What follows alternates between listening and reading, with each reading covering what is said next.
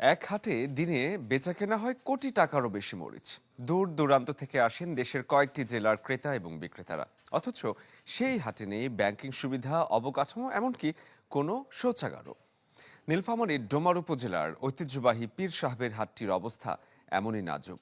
দ্রুত সব ধরনের অবকাঠামো নির্মাণের আশ্বাস দিয়েছেন উপজেলা নির্বাহী কর্মকর্তা। প্রতিদিন ভোর থেকে সন্ধ্যা পর্যন্ত দেশের নানা প্রান্তের ব্যাপারী, কৃষক আর শ্রমিকের ভিড়ে সরগরম হয়ে ওঠে পীর সাহেবের হাট।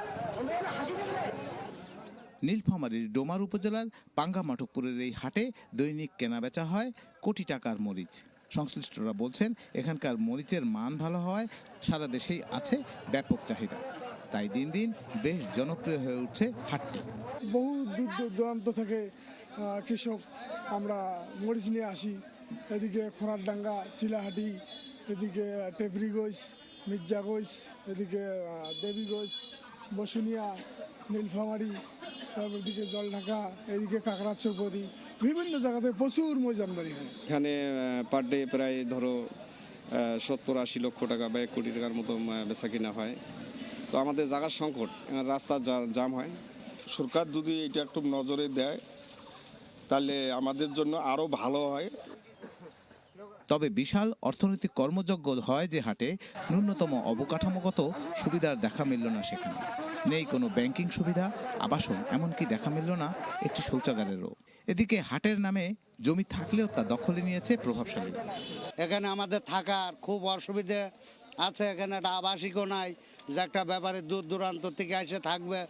আমরা ধরেন এই দোকানপাটি শুয়ে থাকি, আমাদের কাছে টাকা পয়সা থাকে, আমাদের বহুত কিছু একটা জানের নিরাপত্তা তো দরকার আছে। আমাদের মোড়ঝাড়ি এখানে রাস্তাতে এখন লাগা আছে, এখন খুব গ্যামজাম হচ্ছে রাস্তাঘাট। কিন্তু এই 27 বিঘা জমি যদি সরকার উদ্ধার করে, সবচেয়ে হাটটা আমাদের সুযোগ সবচেয়ে ভালো হবে। দ্রুত সব ধরনের অবকাঠামো নির্মাণের উদ্যোগ নেওয়া হবে বলে আশ্বাস উপজেলা নির্বাহী কর্মকর্তার। জানান, জমি দখলের ব্যাপারে কোনো তথ্য নেই তার কাছে। হাটের উন্নয়নের জন্য হাটের স্যানিটেশন এবং হাটের যে পানির ব্যবস্থা, ড্রেনেজ সিস্টেম, এই জন্য আমরা কয়েকটি প্রকল্প নিয়েছি। সেটি অচিরেই এই প্রকল্পগুলো বাস্তবায়ন করা হবে। চলতি বছর এই হাট থেকে প্রায় 20 লাখ টাকা রাজস্ব আদায় করেছে সরকার। চ্যানেল 24, নীলফামারী।